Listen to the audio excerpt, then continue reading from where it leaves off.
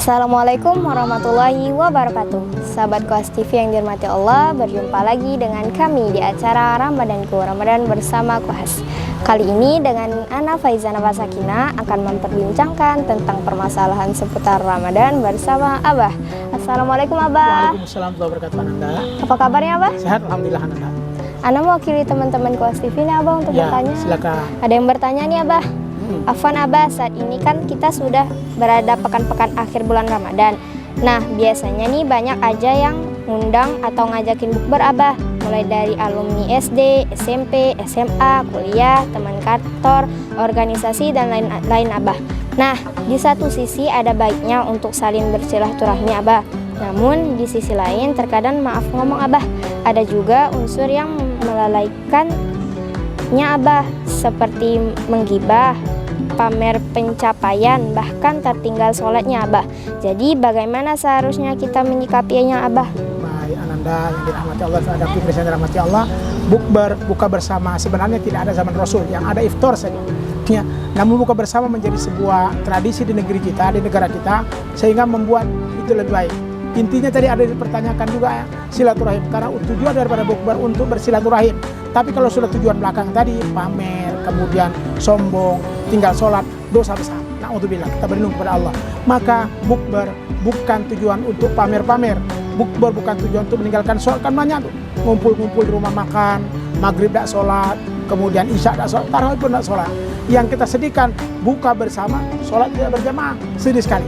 Padahal seharusnya sholat berjamaah, buka puasa itu belakangan, karena itu nilainya hanya sedikit.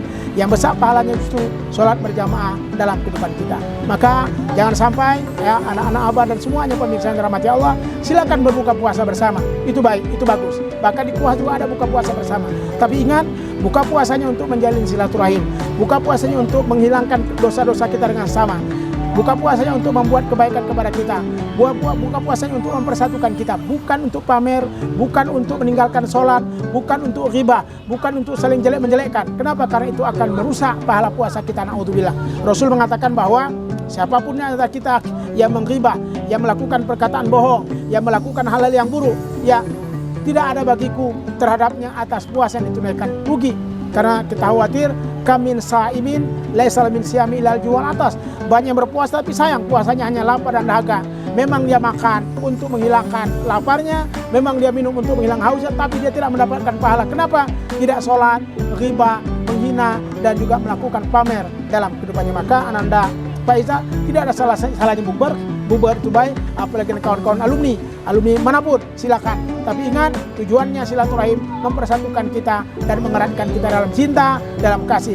Karena ketika kita beradaan cinta, Rasul sabdakan, man ahabba yusatulahu fi rizki wa yusatulahu fi falyasir rahimahu. Siapapun di antara kita ingin umurnya panjang, ingin rezekinya berkah, sambung tali silaturahim. Salah satu antaranya melalui buka bersama, insyaallah. Begitu anak.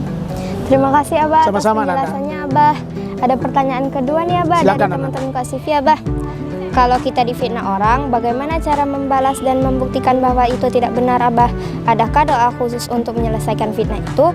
Bagaimana cara menghadapi orang yang menfitnah kita? Mohon penjelasannya Abah. Baik, saya dirahmati Allah.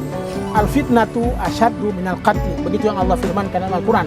Fitnah itu lebih kejam daripada pembunuhan. Kenapa? Karena ketika kita memfitnah orang, berarti kita menjatuhkan orang. Kalau membunuh jelas mati, tapi kalau kita menjatuhkan, dia akan hina, dia akan diburukkan, dan akan terjadi masalah. Fitnah ini sudah terjadi lama, bahkan pada masa Nabi Adam ya, sampailah kepada Muhammad, bahkan sampai kepada kita fitnah terjadi. Apalagi di situasi politik saat ini, saling memfitnah, saling mengadu domba dan macam-macam. Ini sangat buruk. Maka agama kita melarang kita. Maka dari itu hindarkan diri fitnah-fitnah yang tidak baik. Ustaz, bagaimana membuktikan? Buktikan dengan cara bahwa apa yang dia fitnahkan kepada kita tidak benar. Maka kita wujudkan dengan akhlak-akhlak yang baik. Tapi jangan dibalas dengan kejahatan. Jangan dia fitnah, kita balik fitnah. Itu namanya mengikuti kejahatan dengan kejahatan. Rasul katakan, fatbi sayatal hasanat tamuha. Jadinya setiap kejahatan orang kepada kita dengan kebaikan tamuha, lama-lama kejahatan itu akan hilang dengan sendirinya. Makanya Ananda Faiza, jangan dilawan. Orang fitnah kita buktikan bahwa apa yang dia fitnahkan itu tidak benar. Dia bilang kita seorang yang jahat, yuk kita buktikan kalau kita baik. Dia katakan kita orang yang korupsi, yuk kita buktikan bahwa kita tidak korupsi.